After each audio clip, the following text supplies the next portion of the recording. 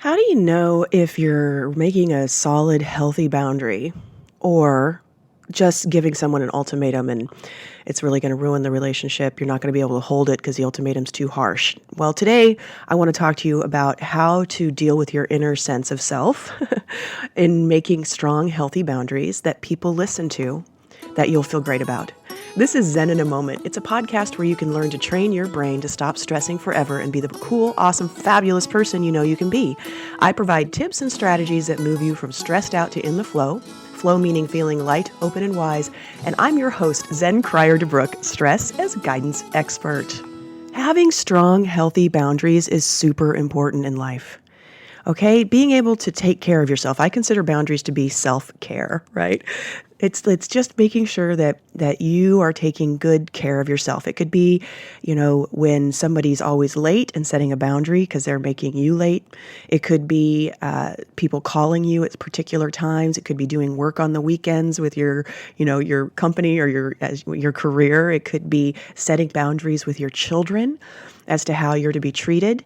It could be with your spouse. I mean, there's so many different ways in which being able to draw firm lines that are healthy and respectful actually leads to a happier, more relaxed you, which allows you to be the best you can be with everyone around you. However, there's an issue with this, and that is that most often when we don't have healthy boundaries and we don't know how to set boundaries, we let ourselves get to a place where we're pushed really, really far over an edge already. So by the time the boundary time comes to set it, we aren't necessarily in an open, relaxed space. And what I mean by opening is your internal guidance system is open.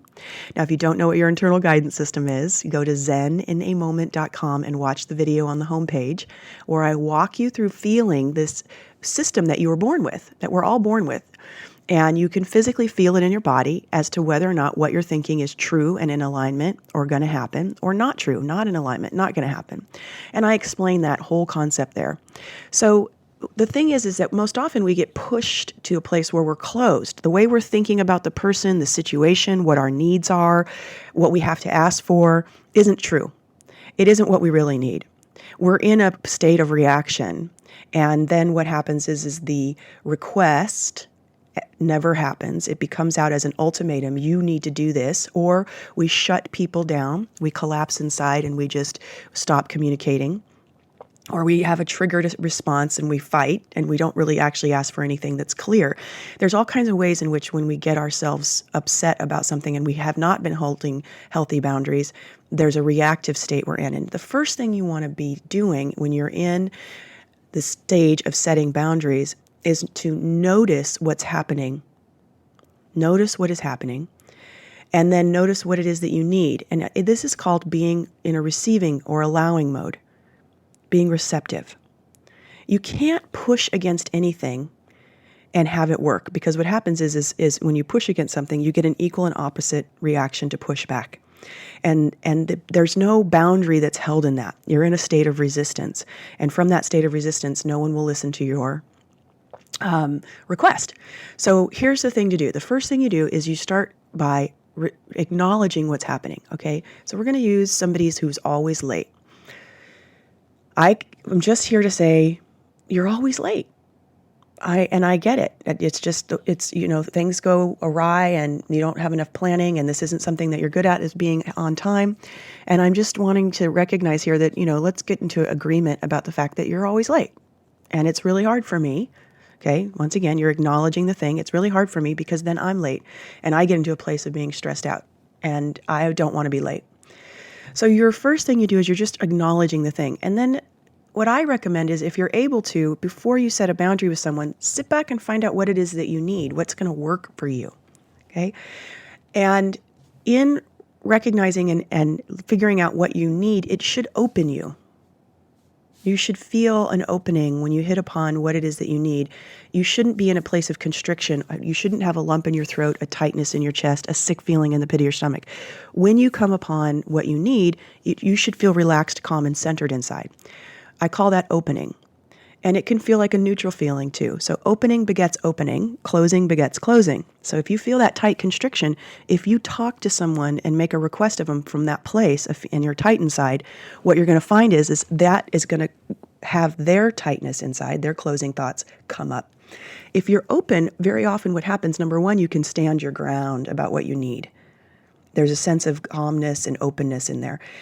Number two is the other person has a tendency to be able to hear it because it's coming from a place of authenticity. When you're open and you're clear, you're authentic. So in the case of having somebody who's late, you could say, I'm not going to wait for you anymore. I'm going to go ahead. Let's meet separately.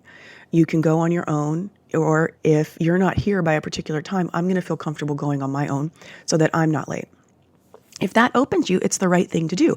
And then say to them, hey, this is not a problem. I'm not punishing you by making this request. I'm just simply saying that it stresses me out too much. It makes me really uncomfortable and I need to be there on time. That's just my rules for myself, as I need to be there on time.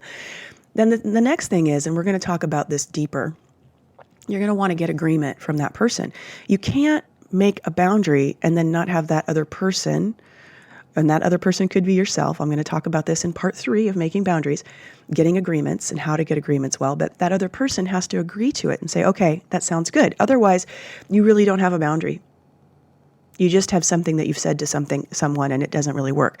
But the first thing I want you to do is this week, before we get into agreement making and completing the boundary, is I want you just to practice noticing the thing that's bothering you. You can either talk to the person about it or not. This week I would say don't talk to them about it. Notice what's not working in your life. Notice what's causing you anxiety. Notice what's causing problems, stress, frustration, irritation, worry. Notice, you go to open your email on Saturday morning and there's 4 work emails and you don't really want to work on the weekends. Notice how that feels, right? And just notice the thing that's wrong, and then put some time and energy into thinking about what could work. Maybe not getting the emails on Saturday or letting people know you're not going to respond until Sunday night. And say you'll set an hour aside on Sunday night so that way you can respond to any emails or at least tell them when you will respond. Maybe that doesn't work. Maybe you say, I'm not going to answer any emails until Monday morning. Right? But first, just notice the thing and notice what will work for you and see if it opens you. Because if it opens you, it's the right thing. It's in alignment. It'll be the right thing for everyone in the situation. Your boundary will work for everyone if you feel an opening inside. I can't stress enough to go to zeninamoment.com and check out your internal guidance. We also have a bunch of podcasts there that if you want to catch up, you can go to iTunes, SoundCloud, or our website, zeninamoment.com, and you can catch up with all the episodes that we have there. Next week, I'll be giving number 3 podcast on how to deliver a boundary and set agreements.